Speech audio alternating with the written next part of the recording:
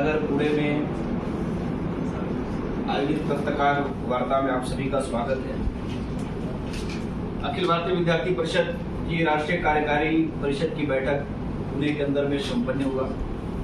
इस राष्ट्रीय कार्यकारी परिषद बैठक संपन्नता के पीछे सबसे बड़े पुणे के नागरिकों का योगदान रहा। मीडिया पत्रकार बंधुओं का सहयोग इस प्रकार से मिला है। मैं संपूर्ण पुणे वासियों के प्रति विद्यार्थी परिषद की ओर से हार्दिक आभार प्रकट करता हूं कि जिस प्रकार से पुणे ने विद्यार्थी परिषद के इस आयोजन को सफलीभूत करने के लिए, सफल बनाने के लिए जिस प्रकार से अपना सपोर्ट किया है, हमें स्नेह दिया है, उसके लिए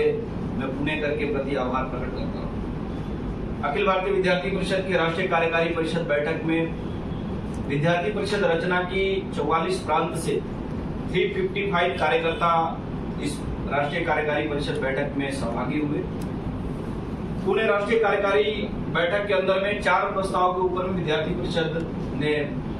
प्रस्ताव पारित किया है, जिसके अंतर्गत पहले प्रस्ताव में प्रादेशिक विश्वविद्यालय की जो दुरावस्था है, वहां पे जो प्रॉब्लम्स है, चाहे सेशन लेट हो, चाहे एक बड़ी संख्या में पद रिक्त हो टीचिंग नॉन टीचिंग स्टाफ की, उसको अविलंब भरते हुए, और कुछ जो प्राइवेट इंस्टीट्यूशन, खास करके प्राइवेट यूनिवर्सिटी, डीम्ड यूनिवर्सिटी के अंदर में कमर्शलाइजेशन और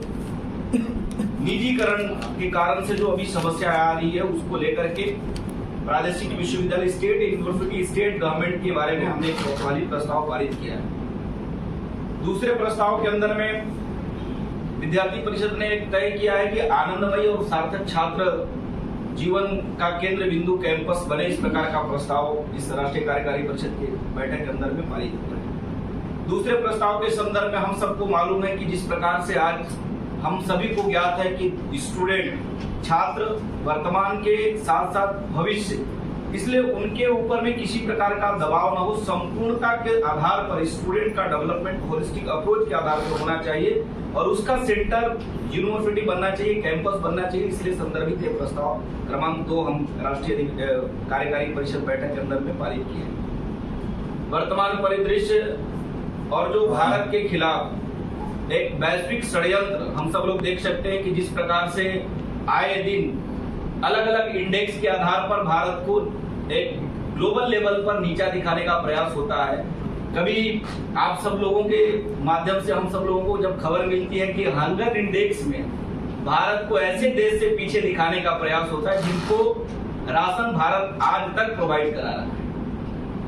पत्रकार या फिर अभिव्यक्ति की आजादी में ऐसे देश को जहां पे तालिबानी शासन है, उनसे भारत को नीचे दिखाया जाना, उसके पायदान से भारत को नीचे दिखाया जाना, मुझे लगता है कि अंतर्राष्ट्रीय स्तर पर भारत के संदर्भ में बदलते भारत को रोकने का एक जो षड्यंत्र है, उसके संदर्भ में युवाओं को एडुकेट करते हुए भारत के वास्तविक स्वरूप और कुछ जो आंतरिक समस्याएं हैं, चाहे जिस प्रकार से एक भारत के स्वाभिमान के ऊपर हमले के एक नए स्वरूप केरला स्टोरी के माध्यम से पूरे देश के सामने आया है, चाहे मणिपुर की हिंसा हो, इस प्रकार से संवाद के आधार पर मणिपुर के अंदर में जो हिंसा बढ़ी है, संवाद के आधार पर समाधान निकालने की दिशा में देश को आगे बढ़ना चाहिए। ऐसे दूसरी प्रस्ताव जो वर्तमान परिदृश्य है, उस परिदृश्य के अंतर्राष्ट्रीय षड्यंत्र हो, चाहे भारत के अंदर की जो समस्याएं हैं, उसके ऊपर में प्रस्ताव पारित हुआ है।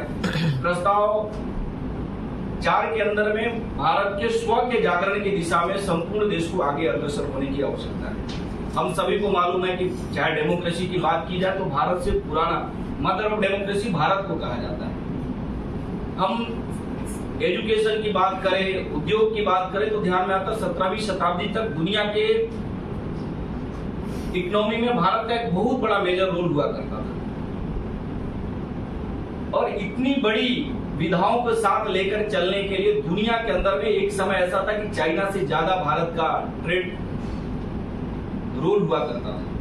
इसलिए एक बार पुणे हमें पश्चिम की ओर देखने की आवश्यकता नहीं है, हमें अपने आर्टिजन को देखने की आवश्यकता है, कैसे ग्राम उद्योग हमारे यहाँ विकसित हुए,